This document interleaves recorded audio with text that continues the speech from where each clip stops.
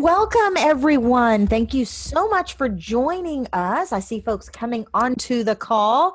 Hello, Joe. How are you today? Bon dia. I am doing wonderful today. It's a beautiful spring evening in the Catalan city of Lleida. Lovely, lovely. I'm in Texas, so it's lovely here at this moment, but give it 10 minutes, it might just come a storm.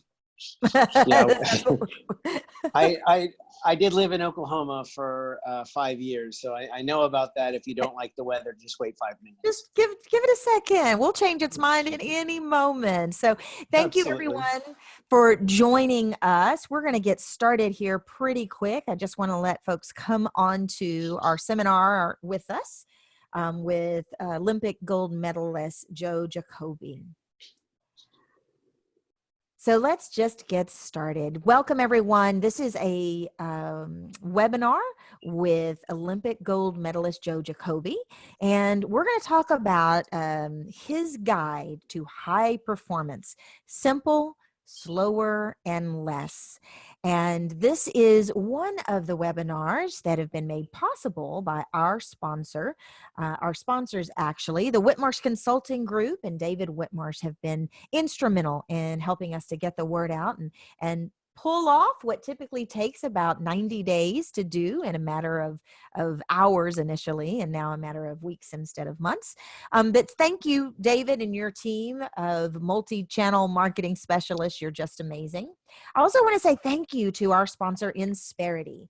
Insperity is HR that makes a difference. I reached out to Insperity and I said, what do you think about sponsoring our leading in a crisis business and HR strategies for navigating change and chaos? And they said, sure, what do you need? And then I was bold enough to say, well, thanks for sponsoring, and will you also give our attendees something for free? And they said, sure, how about a free HR financial analysis report and debrief? And as I dug a little bit deeper, I realized that's actually kind of a big deal. One of their business performance advisors will ask you a few questions and spend anywhere between 3 and 10 hours supporting an evaluation on your HR budget. And when I said to them, you know that not everyone that asks for that is a good fit for your services, right? They said, of course we know that. And this is a time for giving. This is a time for supporting others. And we're happy to do that. So do reach out if Insperity and their free offer would be of service and benefit to you and your organizations. TurnkeyCoachingSolutions.net/HR report. And finally, I want to say thank you to our internal strategist team.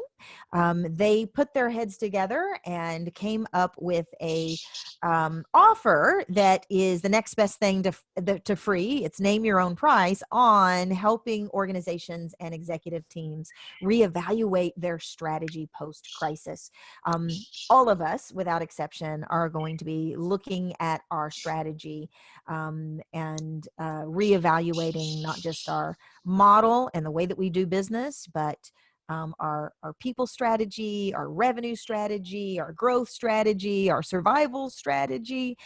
So if we can be supportive in that, our experts have decades of experience and strategy, and it would be our privilege. My name is Anissa Avon, and I am the CEO of Turnkey Coaching and Development Solutions, founded Turnkey in 2004. We are a learning and development provider that provides enterprise solutions for all things learning and development and HR consulting. Well, what I'm most proud of right now, though, is our summit. Our Leading in a Crisis Summit is now going to go through May. It's every Wednesday and Thursday in May, April and May. And we've brought together experts like Joe on high performance and remote work and managing change and stress. And sometime next week, we're actually going to have a financial consultant that's coming on to help us navigate so many of the financial changes that we're going through. But if there's a talk that you haven't seen on the boards, call me, email me, let me know what you'd like to see. Come back often. We're adding guest experts nearly every day. So super excited to introduce you guys to Joe. Joe has, for decades, worked as a high performance coach. He's Olympic gold medalist. Not only that, he's the first to win America's first ever Olympic gold medal in whitewater canoe slalom. I happen to know that he also, it's your daughter that I saw in a video of yours that's a canoeer also, right? She Did I is. get You got that right. No, she is a canoe athlete. She actually races in the Spanish national canoeing program now.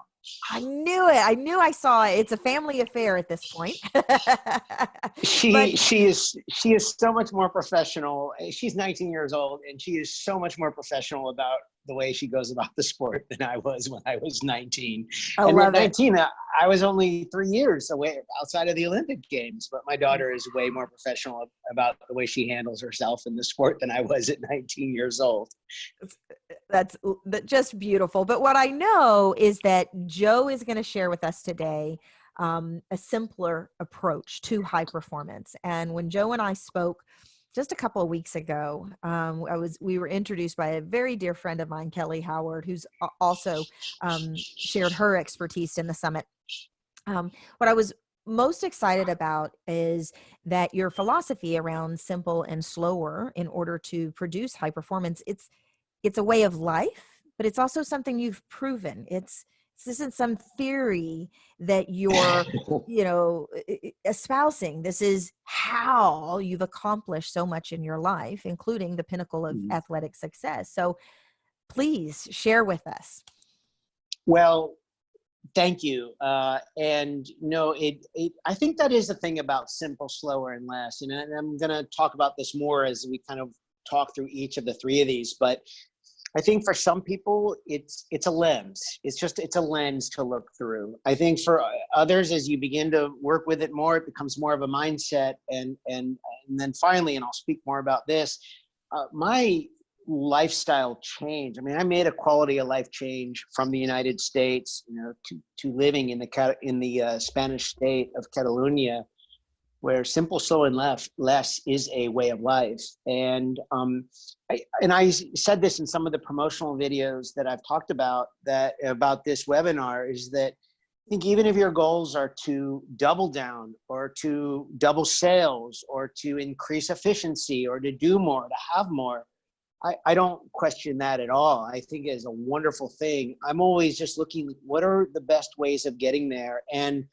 in my own life, looking at not only what are the good things that have worked out for me over time, slowly, when I've gone much slower and more simply and done with less, and when I really felt tension, when I really felt pressure, when I really felt squeezed or desperate, and I really felt I had to speed things up and go much faster, things got messy for me, when that happened. And I have enough life experience now, and I certainly need a lot more, but I'm 50 years old now, and I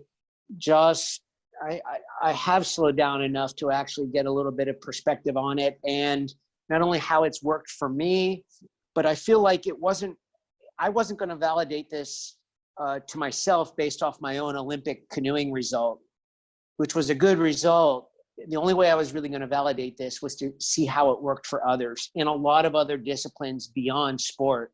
How does it work in business? How does it work in academia? How does it work in medicine? And I think figuring out ways to experiment with that's where I feel much better about what I bring to the conversation with simple, slower, and less. I'm not urging everyone necessarily to just go slow and to sell all your things and make a quality of life move to Spain. It's not that at all. It's just trying to give people a different lens of which to look through. That sounds pretty appealing, though. Well, but so, I mean, it is interesting. I will want to say something about that. I do remember the day. I remember moving day. I remember coming over here, and you put the photo on social media of getting on the plane and going to Barcelona, and everyone sees you making a big move like that. And they want to say, well, how'd you do that? Like, how did you change your life from being overworked, overstressed, overweight, and all these things that you had going on to doing that. And I think it's so easy to see the big things that other people do. But what the question that I wish I got asked more is that when I was at a real low point in my career, and I think actually my board president at USA Canoe Kayak, Bob Lally, is on the phone. He remembers this time well. When I was at a real low point, when I was the chief executive officer of USA Canoe Kayak, and I was 30 pounds heavier than where I am now. I was irritable in my decision makings. I didn't know how to put first things first. And my life was a mess. And the thing is, I remember even the first day that instead of going to like the all you can eat pizza buffet or the all you can eat Chinese food buffet and doing a gym workout at the Oklahoma City Boathouse District in Oklahoma City, where my office was, it wasn't even going to the gym on day one. But really the question I wish people asked me more often was like, how did you figure out how to go to the gym on day two? And I think figuring out how to go to the gym on the second day and figuring that out was really kind of what opened up things for me. And it wasn't like I had everything figured out on day two, but it's just that step from 0 to 1 that I think is so critically important. And as I look at my life now, and I feel very grateful to be where I am and the people who are in my life and the people who've kind of been with me on this journey, it's not deciding to move to a faraway country and be in a different culture and learn to speak a different language. It was really just going from deciding to go to the gym one day and start to make a change on the life and deciding, okay, that's enough bottoming out, let's stop the bottoming out. So that really helps me hone in on the most logical question then is, okay, how do we figure out day two? Yeah. Well, so this is interesting, and then we'll just kind of call this the real kind of segue into simple, slower, and less. I will tell you that for me, and I think everyone can do, even if they're not in a good point in their life, I think people have a point that they can imagine things are going pretty well for them. Okay, so for me, one of these stories that I told myself when I was at this low point was, Joe, you're an Olympic champion. You know how to figure these things out. Like, you've done it before, you'll get out of it again. But the other voice in my head was saying, yeah, but you're not doing it. You're just not doing it. And one of the things that I actually had to kind of come to grips with was that I do know a lot about high performance, but when I was 40 years old or 41, 42, and was the CEO of USA Canoe Kayak, I didn't want the life that I had when I was training for the Olympics when I was 22 years old, or when I won the Olympics when I was 22 years old. I didn't want that, but the challenge for me at that stage was, how do I take things from that period of my life and transfer it really to the kind of life that I wanted to live in my 40s? Again, it's a lot of big differences. So I'll just give you an example of that. I religiously kept a training log, when I was an athlete.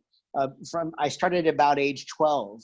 I grew up in the Washington, D.C. area, and I was very lucky. I grew up in one of the most high-performing canoe racing cultures in the history of our sport. When I went to my first training workout, everyone else on the water was a world champion or the legendary coach of the sport. I tell people it's like being 12 years old and going to play basketball with Michael Jordan and Kobe Bryant and Shaquille O'Neal and being coached by Phil Jackson.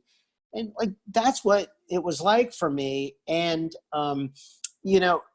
those guys told me on the first day, these world champions, hey, you got to keep a training log. I didn't even know what that was. But after that workout, my mom picked me up at the river and we went to the drugstore and got a spiral notebook and I started to log all my workouts. And look, I now live in the city, the little town in Catalunya where my canoe partner and I won the Olympic Games in 1992.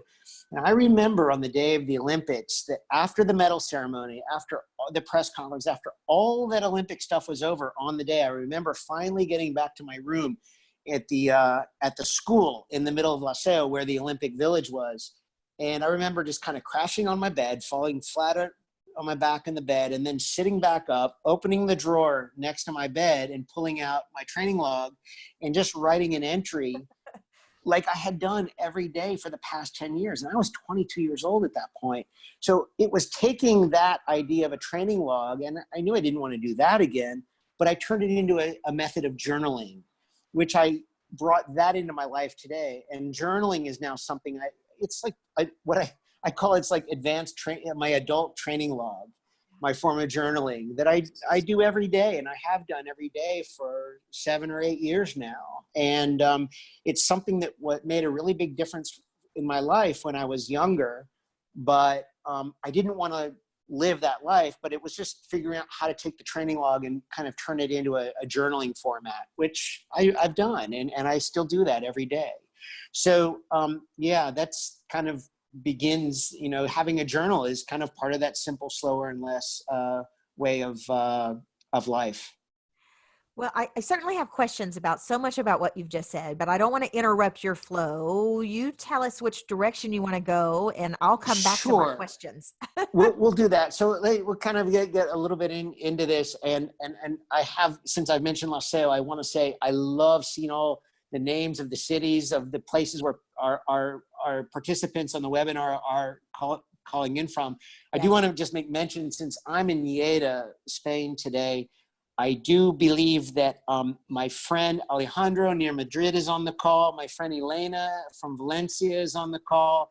And my friend Neos from Laseo Dragé is on the call as well. So we have a couple of locals from my country on the call today, which I wanted to mention. So what I thought I would do is talk about simple, slower, and less in reverse order. And I just wanted to just kind of give an overview of this. And there's Alejandro. I just see him coming on right now from Madrid. Hey, bona tarde, el meu amic. The idea of less, I want to go in reverse order. So starting with less, what I've noticed in this COVID-19 period, in people are at home, and I've talked about this is a new way of working and a new way of keeping healthy. And when I hear the word less, I just sort of think of it as like there are basically two ways to make art, to me. One is, to take your blank canvas and to add to the canvas colors and shapes, and you can add to make art. Well, another way to make art too is you can take rock and you can chip away at it and you get rid of things to actually create something beautiful. And to me, I love that idea of sculpture and that idea of less to make something beautiful. And that's kind of the essence of, less to me. And one of the things I wanted to talk about in the webinar today were actually two very specific elements of less. And we can put this on a range from filtering, just doing a little bit less of some things, and I'll talk about what those things are in a moment, to elimination, to actually getting rid of things in your life that aren't working for you. And the two things I actually really want to focus on today is, one is the news and the other is metrics. And I just want to talk about those things, and just so people, just to give some context to those two things. One is that I think at a time when we're uncertain, when we're home and we have these devices, screens, computers, phones, televisions, with a lot of incoming news coming in, I think that I really would challenge people to ask themselves, how much news do you really need? I don't want to make that decision for you. It's just a question I really want to put out to people. I'm someone that hasn't watched a single newscast or press conference during this entire COVID period. But somehow what applies to me, I find out, it gets to me, and it really does kind of eliminate a lot of stress and distraction from my life, filtering out the news. That's not going to work for everyone, but I do think that is something worth considering, is how much news. And then secondly, are metrics, and I'm actually going to be writing about the effect of metrics in my upcoming Sunday Morning Joe column this week. And I think in the world that we're living in, and especially we're at home, it's really easy to define how good we are at something by these metrics and these dashboards that are in front of us all the time. I do think there is a place for metrics and statistics and feedback and information, but I think that we can become hostage to metrics really quickly. One of the stories that I write about this weekend in Sunday Morning Joe is that 7 weeks ago, I was going to run the Barcelona Marathon. And I was really well trained for this marathon. I'd done a 3-month training program. It was going to be my 12th marathon. It was postponed right before the marathon because of the coronavirus. But what was interesting about my 3-month training program was it was the first time that I ever trained for a marathon I didn't measure anything. There were no watches, there were no pacing, there was no apps, there was no incoming feedback. I just ran for the joy of steps. And I did real training. I mean, I did my long distance run, I did speed work, I did tempo runs, but I just ran as long as I wanted to run. And if I wanted to run hard or run fast, I just ran hard or ran fast for however long I wanted to do. And I tell people this story because marathoning is like this crazy sport that is based on metrics. And I just wanted to see what would happen when I eliminated metrics altogether from the equation. And I just noticed I was able to listen to my body better. I was able to listen to nature better. I was able to just run for the enjoyment of simple steps. And again, I sort of do the extreme testing so that people don't have to. And but news and metrics, I just think, are two things I'm asking, can you do less? Even with my coaching clients that are sales leaders that have a dashboard on their computer screen measuring how their sales team is doing it all the time. And I did this with one of my coaching clients at Valor Performance. I said, well, what if we just stopped looking at the dashboard for one afternoon a week? I said, what would you do with that time if you just eliminated that dashboard and you made it go away and you weren't looking at the performance of your team? And she said, I would probably call some clients and maybe do some personal reach out, do some relationship building. And I just said, why don't we try that? Like, why don't we try that as an experiment then? And it's just half a day a week, make the dashboard go away. And I think what happens is that when you eliminate some of these things, you just see that you don't need as much as you think you do to kind of get by. And it's very counterintuitive, but that's the idea of less. So shifting into slower, from simple, slower, and less, one of the things that the story that I would lead off on with slower, Anisa, is that I won a gold medal in the sport of whitewater canoe slalom, where we are navigating fast changing whitewater river rapids, responding to change on a very quick basis. And I think what's interesting about it is that there's just this assumption that to be really good at navigating a lot of change really quickly, that you got to practice on whitewater river rapids all the time. And the truth is that the very best canoe slalom athletes in the world, the way they train for a sport where the difference between a gold and a silver medal can be, 1/100th of a second, so much of our work is actually done on flat and calm water, which is a form of slowing down. Because when we put our canoes on flat water where we can just control the environment for training, we can really practice technique just perfectly. And we can get the mechanics of where the paddle goes in the water and how we kind of contort our body in order to take more effective strokes. You don't learn good technique if you're operating at a fast pace and going 100% all the time. You actually learn better technique when you just slow down to an absolute bare minimum and you figure out how to take the most effective forward canoe stroke in the world. Like, how do you position the blade in the water to propel the most amount of power to push the boat forward further than everyone else? and more efficiently than everyone else. And again, you just don't learn that when you're paddling at 100 miles an hour, or, you know, just paddling fast at the, in being thrown around by river rapids. You do it when you put yourself in positions of slowness and really slowing down.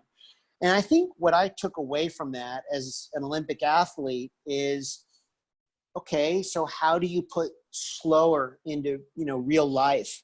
And I think one of the more tactical exercises that, and I want to share with people on the webinar today, is something I share with clients a lot. It comes from the same side of meditation, but it's much shorter. I call it a mindful minute breathing break. And I think any time that, you know, whether you're someone, an HR professional that books back-to-back meetings all day long and you kind of feel worn down by the end of the day, you know, a mindful minute breathing break starting between, you know, and you insert one of these mindful minute breathing breaks into every meeting starting at 8:30 in the morning. I don't want to say that these are going to completely change the way you're going to feel at the end of the day, but they're enough to interrupt thought patterns. They're enough to make you slow down and be mindful for a minute. And the way you do these mindful minute breathing breaks, it's very simply, you inhale for 4 seconds, you hold your breath for 4 seconds, you exhale for 4 seconds, and then you rest for 4 seconds. And so that's a 16-second cycle. And if you do that 4 times, that's a minute and 4 seconds. And this, again, is just enough to kind of break up just the momentum of speed and weight building up on you. And as you get better at practicing these mindful minute breathing breaks, you'll figure out how to take bigger breaks and how to get better at rest, which is sort of one of the points I want to bring into the element of slower in simple, slower, and rest, is that we want to get better at rest, not just getting better at sleep. We could do a whole webinar on sleep, so I don't want to go there, but although sleep is a big part of it. But I think what I want to emphasize is that even if your goal is to double down and to increase and to improve your efficiency and to spend more energy, the way you improve your energy output is not by spending more energy, but it's by getting better at bringing your body into lower and calmer levels of rest. And if you can bring your body and your mind and spirit into a lower period of rest, you will conserve more energy so that when it's time to spike back up, you have the energy that you need to push forward. And so that one exercise of a minute of mindful breathing, like that just goes, it's a great start. And it really does come from the same side of the coin as meditation, or taking 5 minutes to pick up a guitar and playing chords, or doing a little bit of yoga on the floor. You know, we work at home now, and so, you know, that's been changed. And then finally, I'm going in reverse order here. Let's talk about simple. And because this kind of ties all of this together, the less and the slower. And for me, I mentioned at the beginning, simple for some people is going to be a lens to look through. That this idea of like, look, I can think of a time in my life that if I was hearing someone talk about simple, slower, and less, I wouldn't have wanted to necessarily slow down. So for those kind of people, I would only encourage that maybe this makes more sense as a lens, just a way of, you know, even if you want to expend more energy and double down, just realize that it's not going to come from working harder. It's going to come from resting better. Mm-hmm. You're going to have more energy to go if you actually get better at resting. So in that sense, this is a lens. For other people who embrace it a little bit more, it becomes more of a mindset, you know, and how to really getting that point of self-awareness to realizing, oh gosh, this is really kind of snuck up on me and things are a bit more out of control than where I'd like it to be. And that's great because you're realizing it and you can implement some of these ideas of really, you know, filtering out things that need filtering out or eliminating things that need to be eliminated. And then, you know, ways to slow down the pace a little bit.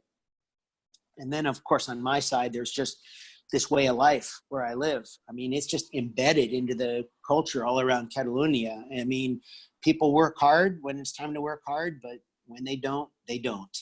And, so I think within that, I think one of the things that, just on a very personal note, that moves me into a place of simple is being in the outdoors alone. Just solitude in the outdoors. I think getting away from screens, putting myself in a place where there's no technology. I'm not listening to a podcast. I'm not listening to music.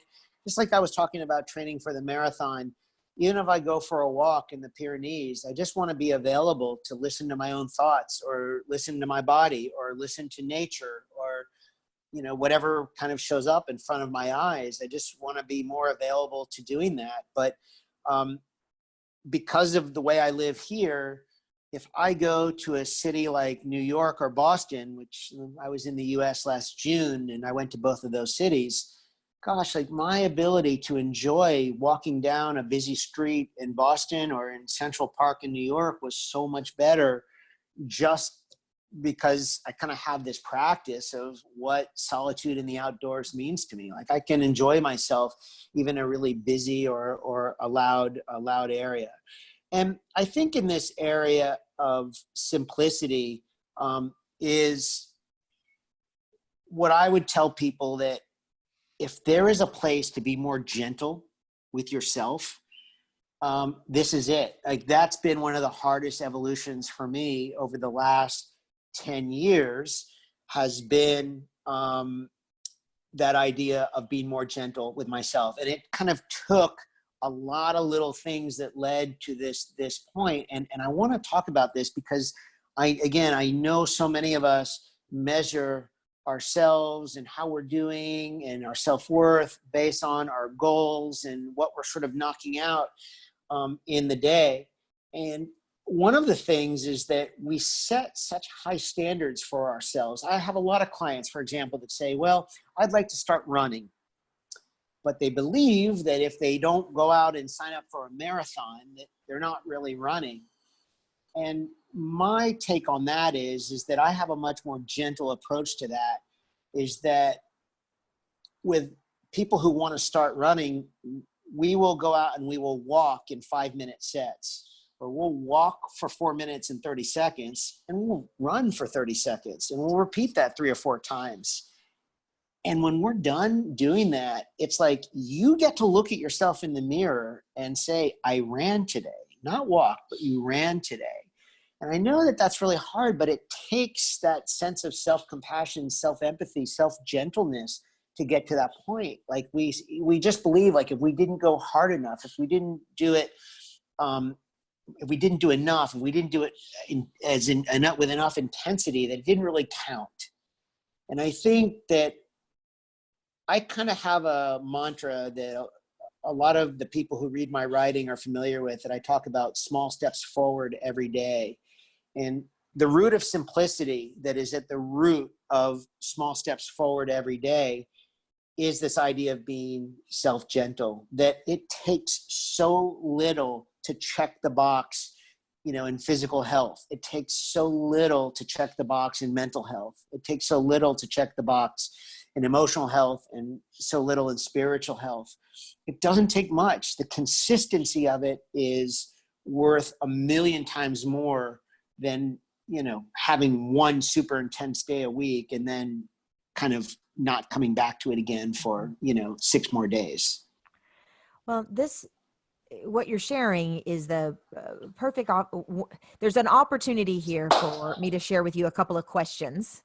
Please. Yeah. That have come in. Sitka says, please, could you talk about any tips you may have for people who can't slow down and do less?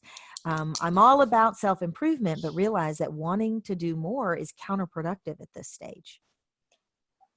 No, I love the question. And again, if I just had to come up with one thing that would challenge people to slow down, it is, first of all, if you look at the points, what I would ask a client is, okay, well, like, what are the points in the day where you start to feel the most stressed, the most rushed, the most tense, and where you speed up so much?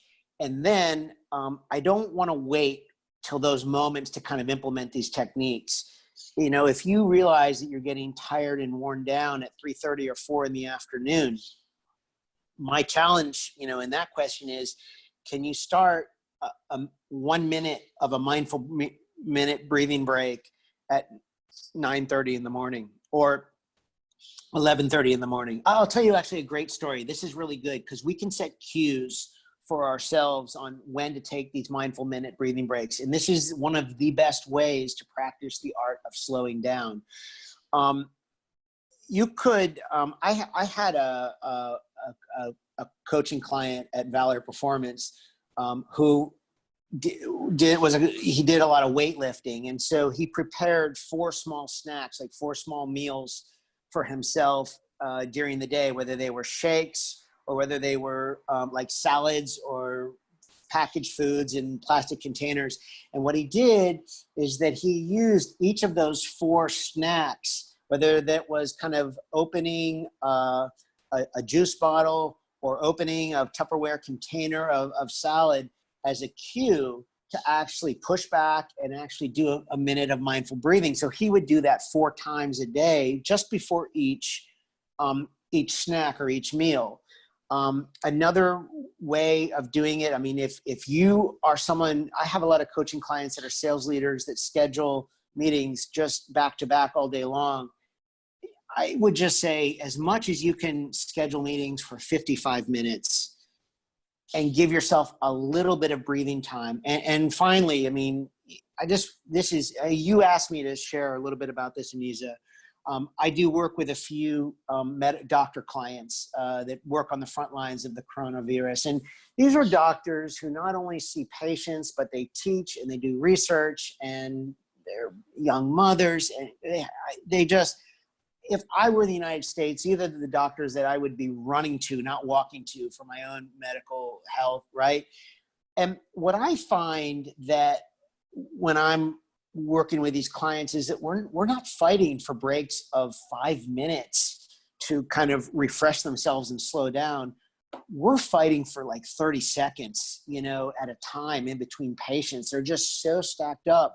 So whether that's just preparing, to have like a healthy snack in your pocket, maybe a bite of a sandwich, but maybe it's a little bit of mindful breathing. I would just say to that question is that if you can do a minute of mindful breathing a few times a day, look for the right cues and start before you feel overwhelmed. Start when you feel good. Start right when you wake up in the morning. Yeah. Wow, that's very good. Another question has come in. How about the sense of guilt or thought of falling behind in situations where you think you need to be doing more or putting in more effort, but at the same time, you're just drained and have no clear direction, i.e. in this example, looking for a job, for example?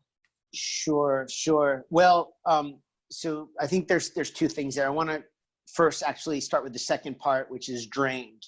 So, I mean, anytime I hear drained, I mean, really, this is a conversation that we're having about managing energy. And there's only 2 things we can do with energy. We can either expend it or we can replenish it. And I think that any time the more that we have the self-awareness to recognize that we are drained, it's very hard to correct that when we're drained. We have to make a point to correct that at a point during the day when we feel better about ourselves. That's why if you're fairly new, if you're looking for a first step, the first step is to really work with this after a good night's sleep. And I mean, again, sleep could be a whole nother webinar in itself. But the first 5 minutes of the day, I guard these religiously. There was a point in my time when I was the CEO of USA Canoe Kayak and my life was a mess where, I mean, in the first 5 minutes, there was a TV on, there was checking email, there was social media. It was just all coming in. And it was like, I was just giving away my time before my day even started. But if you guard those first 5 minutes of the day while you're fresh to drink a glass of water and just to answer 3 questions in a journal with pen and paper, this same journal I've got right here that I'm holding up. If you just answer the questions, what's the outlook for my day today? What are the focus on my relationships? And for what am I grateful? Like, I answer these 3 questions in paper and pencil every morning. And I do other things in the morning at this stage of my life, but I'm telling you, when I was at a time when I felt like I had no time and I felt like I had no energy, I just did this first thing in the morning, and it felt like I was waking up for me as opposed to waking up for someone else or for something else. And to that point of guilt, I think if you want to start to tilt the scales back the other way, when you start to kind of manage the energy equation and you begin to look at what you control and what you don't control, where energy is being spent and where energy is being given away, I think as you begin to focus on more things that are within your control, we'll just use you, Anisa, as an example. With many clients, I sort of use the words for Anisa, by Anisa. What does that look like in your life? Like, what are the things that are you doing for yourself, by yourself? Yeah. So just take those words, for, add your name, by, add your name, and talk to me. And what that's going to reveal ultimately is going to be a sense of managing energy, replenishing energy as much as expending energy. And if you get better at replenishing energy, i.e. rest, you're going to get smarter about spending it. And then secondly, control versus what you don't control, which is, by the way, why I say, why not experiment with letting go of the news? We can't control it. And it's going to change anyway. And we overrate. I mean, for me, what I found is that I overrated its value in my life. I'm not going to make that decision for other people on the webinar, but you'll never know unless you experiment with it. So that would be my question about feeling drained and sort of working with the guilt. Yeah, that's very helpful, and it leads me to something that related to business. Many of the folks that are on the call are business owners, are HR leaders, for example, and Yes. this is the most difficult time they've ever experienced in their careers, having to lay people off, worried about their own job. I know I have an HR friend who laid everybody off before she had to lay herself off of a 20-year job. So there is this sense that I have to drive for results right now. And there's so many people depending on me that I'm in a sprint. And you and I both know, I'm a runner also. I know there is a time for a sprint and there's a time for recovery, but there is definitely a time for sprint. Talk to us about working in the simple and the slower and the less when sometimes you really are in sprint mode. There's no problem with sprinting. It is a critical part of, I want to run better and faster marathons in the end. Even if I don't measure what I'm doing, I can't run faster marathons without incorporating an element of speed work. But I got to tell you, I can't do better speed work unless I'm better at rest. If I can't recover well, if my body and mind don't recover well, the work that I do at high intensity pace is going to be lower quality work. You could think of it this way. Doing the high intensity work is like trying to climb over, say, a 6-foot wall. Then when you go over the wall, my question is, are you going to land on a bed of like feathers, or are you going to land flat back on the concrete? Okay, if you hit the concrete, you're going to be down and out for a couple of days. It's going to be hard to get up and start sprinting again. But if you are good at resting, if you're good at operating at a slower level, that is essentially your cushion. That is your kind of your pillow of feathers. And if you land on those, you can get up and you can actually continue at higher intensity paces much more successfully that way. But I want to touch on something else that you said about HR professionals and their responsibilities to other people, because we know that for the challenges that exist in these times, if you are overseeing people and you are overseeing teams, your own health, you're only going to be as good as your own capacity, your own health, and your own, your perspective, your disposition, the things that make you you. Okay. So there's just got to be that point of self-care. But the things about other team members, having any team members, is I think that, and the disposition side is understanding that all team members are going to respond to uncertainty and change differently. And what I tell my clients that have teams, that that's okay. Some people are going to be better at working with uncertainty, and others are going to be are really going to be feeling the fear. And this is where that sense of empathy comes in, but that ability for us to be empathetic in our conversations and to listen and to kind of act from the heart is going to be based on our own health and wellness and capacity. I just know of no other way. It's almost like, okay, they put if you can put the path in front of the HR professional, and it can be the best path possible, but there's the path, and then there's the capacity to walk the path. So what we're focusing on today is the capacity to walk the path, not whether it's the right or wrong path.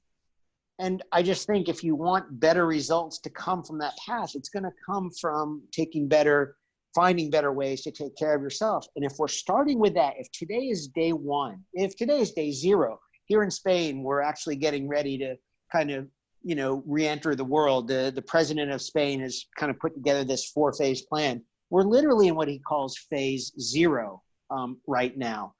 And if you are in phase 0 in this conversation, at least you're in phase 0. It's a sense of awareness that that's where I am.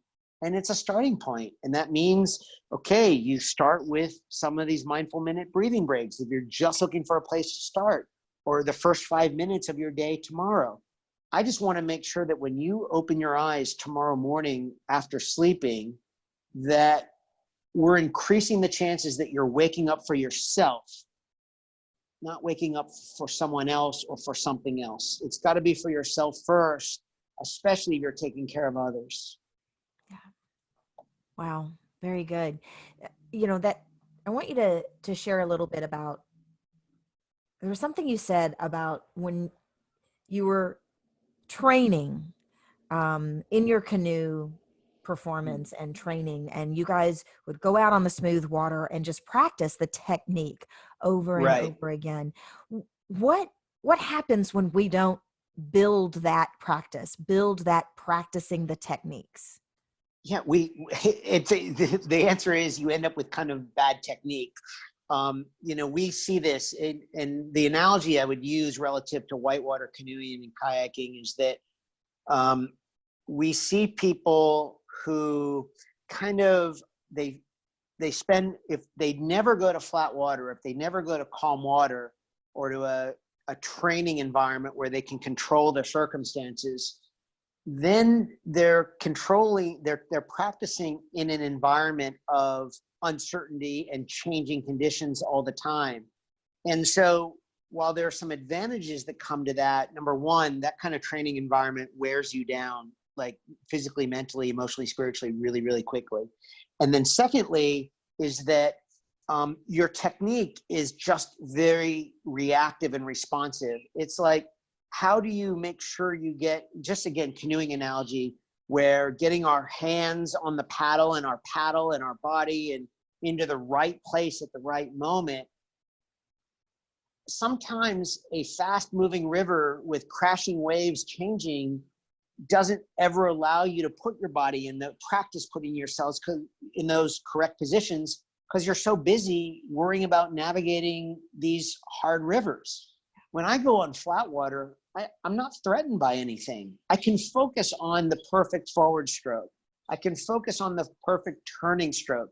I can focus on the perfect posture and the perfect technique that really transmits energy and moves my canoe well. And if I actually become a master of my craft of propelling a boat in calm water, it gives me a basis for what to do with the craft when I get it into a raging river that is this really uncertain, unpredictable environment. And because I've practiced my technique so much, I can put my eyes and my disposition on navigating the change and uncertainty of the river and know that I'm going to do that with good technique because I've mastered my technique in calm water. And so a lot of the things that I talk about, like in my daily practice, the things that I do physically, mentally, emotionally, spiritually, that are things I can control and things for me, when I execute those things well, whether that's just moving in solitude outdoors, whether that's writing in my journal or doing meditation, and these are just mine. Everyone has to sort of find their own routine for doing this.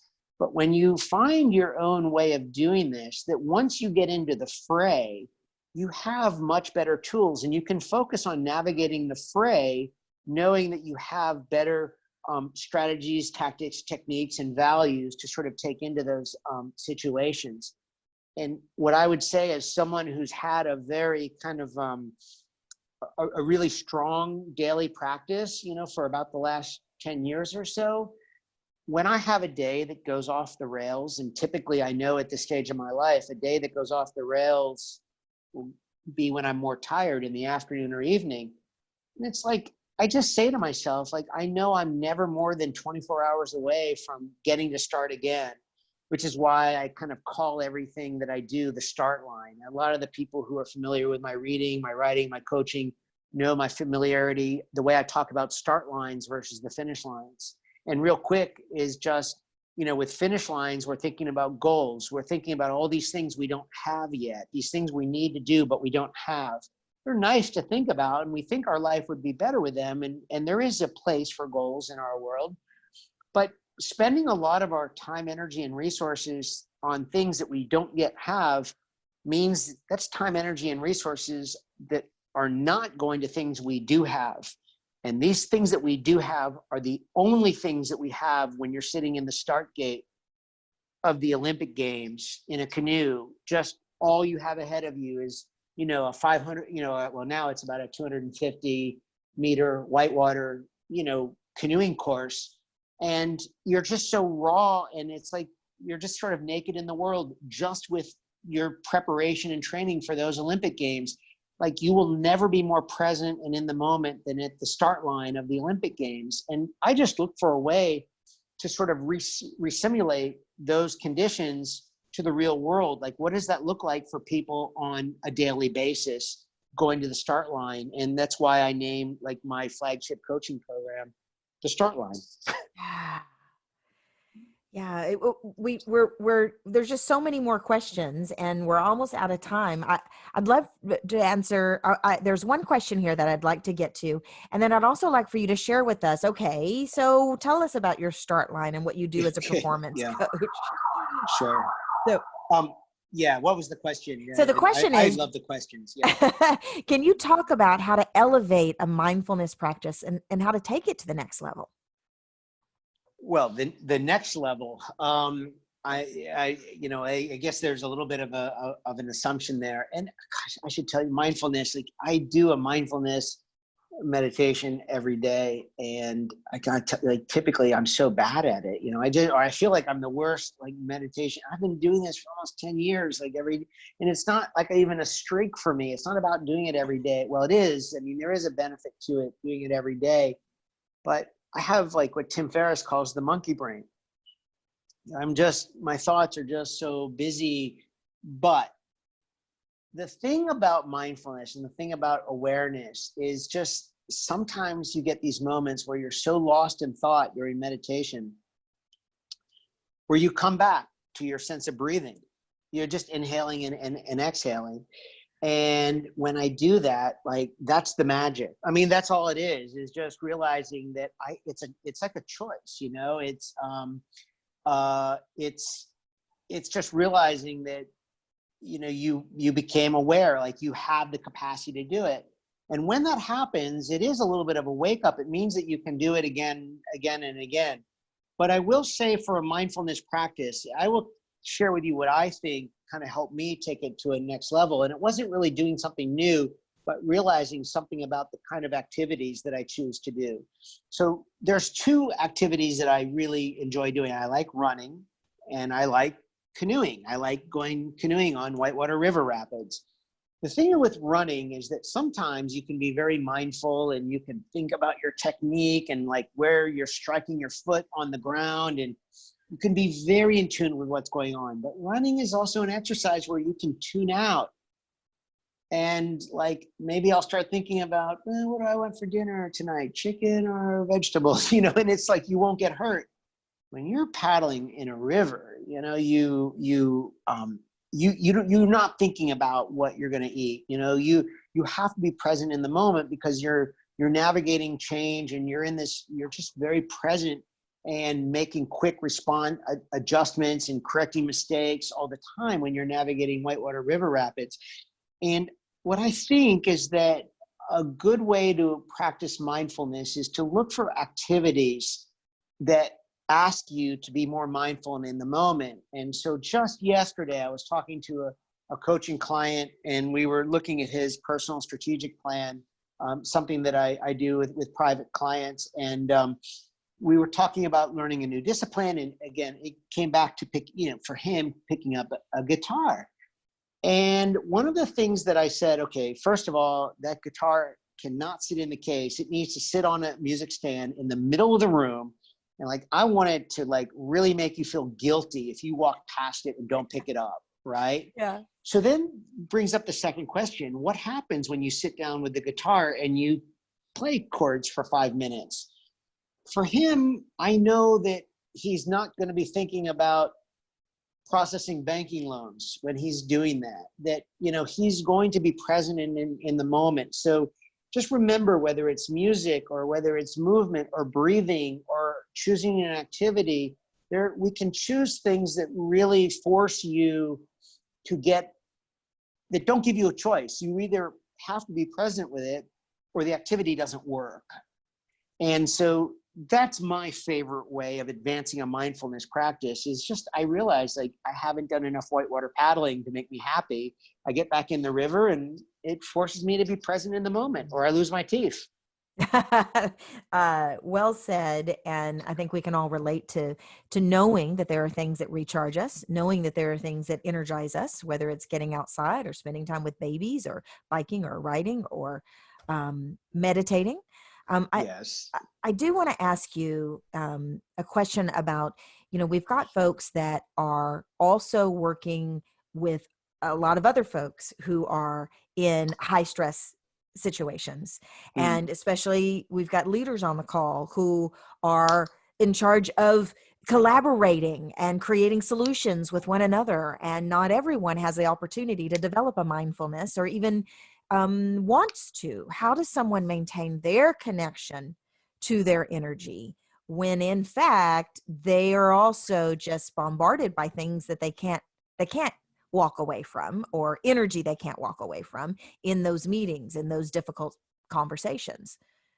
If I understand, I think I understand the question. But if you're one of the people that are leading a meeting, I think one of the things today, where we live today, that if I'm getting on a call with people on my team, I am assuming a little bit. I hope to find out what the answers are to this question. But if I don't know the answers, I'm assuming there's a lot of different responses to how people are handling working with uncertainty and change, and that there's fear, and people are struggling to set boundaries, for themselves, and adapting to the lack of buffers that were once in place that are no longer in place. So one of the things that I've been talking to leaders about is that this is a great time to sort of share your way of how you're helping yourself, is to be a little bit more honest and forthcoming with how you're doing, stories about what you're doing at home. And I think that does a lot, to build trust and empathy, as well. And I think that if you can show how those things are helping you as well, it opens up the conversation about the importance of self-care. What I've just realized that when we go into meetings with team members right now, I think a couple of things to us, it's important to remember. What I would be encouraging people to do, and what I'm encouraging clients to talk about with people, is that number one, I talked about buffers a minute ago. So for a lot of people going into the office, their commute to work, or their children going to school, those were buffers, right? The family was together at night and in the morning at breakfast, and then everyone went their different ways. Now they're not. Now everyone's at home together. And so Those buffers are gone. And so I'm finding that right now, this is a really good time to be talking to teams about the importance of setting boundaries right now. And by the way, boundaries are really good for not just you, but for the other people in your household. Secondly, if you have kids and in the house, it's really easy to, I mean, I'm not in the US right now. I feel very removed from a lot of things about US, culture and houses right now. It's been so long since I've been in one in the US. Okay, we know our kids need recess, right? But I tell every client, like, mom and dads need recess too. And it's like, you should be encouraging your team along these lines as well. It's not just the kids.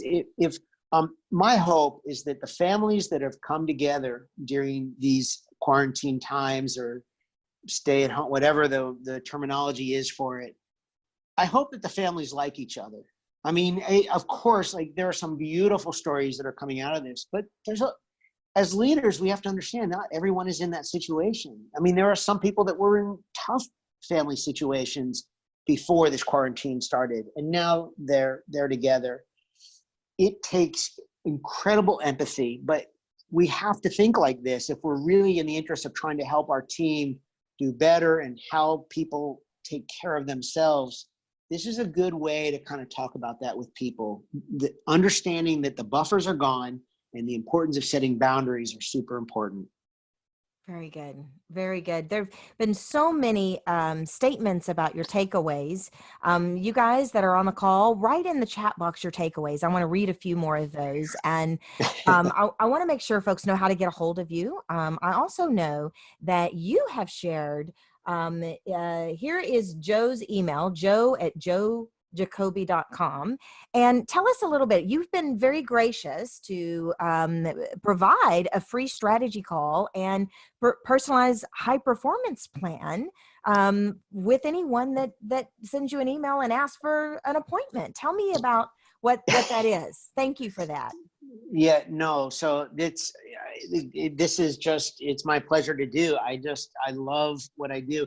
If you had told, I actually thought when I first moved over to this country almost 3 years ago, I thought I'd be coming back to the US often doing, live training programs. And as it's worked out is, I do almost all of my coaching on the screen now. And I feel very fortunate that my coaching practice has actually grown during this time. And I'm very grateful for that, Anisa. And it does show that we can do a lot of good work here. The strategy session, yes, all you have to do is just book a call with me. And I prepare the questions for you. I ask you some questions to sort of learn about you, see what you're doing, what you're trying to overcome, what you're working with. And it's my only goal is to provide you with something of value from that call and asking for nothing in return. Then, just because of my sports background, when I was the CEO of USA Canoe Kayak, we used to write these high performance plans where we would kind of outline, what our plan for success was. I then take what we talked about on that call. I write a draft strategic plan for you. And you don't have to do anything with me to do that, but that plan does lay out a way for us to work together if that's of interest as well. But at this stage, I love learning about people. I love just hearing about what people are up to. And as I learn to speak Catalan, as I learn a new language, I should tell you, this is the way I get to practice speaking American English as well. So please give me a call and let me know how I can be of help to people. I love that. Thank you. I want to read some of the pretty awesome takeaways. Matt says, practice in the calm waters so you can perform in the chaos. Yes. Thank you, Matt. He's a work colleague. Let's see. Takeaway, practice in the calm waters. It says, starting mindful minute practice also. Awesome. Thank you for a great session, Joe. Amazing session, Joe. Main takeaway for me is to wake up for yourself first, especially when you're taking care of others. Yeah. Mindful breathing, owning first 5 minutes of the day. Just 5 minutes is doable. Just 5 minutes. It is doable. Less news, while I've been limiting to select morning news from sources I trust. Primarily, I think I could shave it back even more. It's a good one. Love it. Takeaways. You have you have to take care of yourself first, like the plane analogy with the oxygen masks, in order to help others to the best of your ability. Set boundaries and understand members of your team are struggling with these. Empathy. Reduce and filter what you can. Practice technique in calm waters. That one, it really has me thinking as well. Very profound. Every day is a new start line. We get do-overs. And the importance of self-care for optimum performance. Yeah, I know we're trying to wrap this up, but the start line, and I love that comment about, every day is like a do-over. And, it's like, I feel like we have this way, especially in US culture, of sort of looking down on that person that always seems like they're starting again. They're always starting again. They're always starting again. And I'm just like, how can that ever be like a bad thing? That if you're putting yourself on the start line every day in a place of being present and aware and fully engaged, and you have a routine for doing that, like, I know of no better way to like move forward in a really positive way. I mean, look, I look at the world we live in is that there's only one finish line we're going to cross. There's only one. And I don't mean to get very deeply philosophical about that, but every other finish line that appears to be a finish line is really in reality a start line. When I crossed the finish line at the 1992 Olympic Games, it wasn't a finish line, it was a start line to something else. There's only one finish line, and we'll know that finish line when it comes. And I don't know anything more about that finish line than anyone else here. I just know we'll know it when it comes. And until that time, I just think that start lines, there are no better way to feel more present and only work with the capacity you have. And if I just work with the 100% capacity that I have today and do the most with it today, I will be my 100% will be a little bit better tomorrow. And that's it. That's the ball. That's it for me. That's the small steps forward every day. The small steps forward every day. My primary takeaway is you're not telling us don't go for your dreams or don't sprint or don't make things happen. You're saying do less in order to do more. I am saying that. And I would even add, I have yet to meet anyone who's ever won an Olympic gold medal or Paralympic gold medal. I know a lot of them. I've never met one that was on the start line thinking about winning a gold medal. Right. Yeah. Like they had to let that go, right? It wouldn't do you any good to sit on the start line and think about how great it's going to feel to wear that medal. And it's so hard to do that. It's hard to put yourself in a position of practicing it, but how you practice it in little, small, tiny steps is how you'll do it when the steps get bigger and when global pandemics come around and we're really challenged. How you do the small things is how you'll sort of do the big things. And we just sort of find ourselves, even though we're in the middle of a big thing, we have the capacity to still start with some small things right now. Beautiful. Yeah, wow. This has been great. I love it. Thank you so much, Joe, for sharing your expertise. Thank you, everyone, for joining us, and bon dia. I love it. Yeah, bon dia, everybody. Thank you, Joe. We'll see you again soon. Thank you, everyone, for joining us. That was fantastic, Joe. Thank you. Thank you, Anissa. Okay, take care. Stay safe and healthy.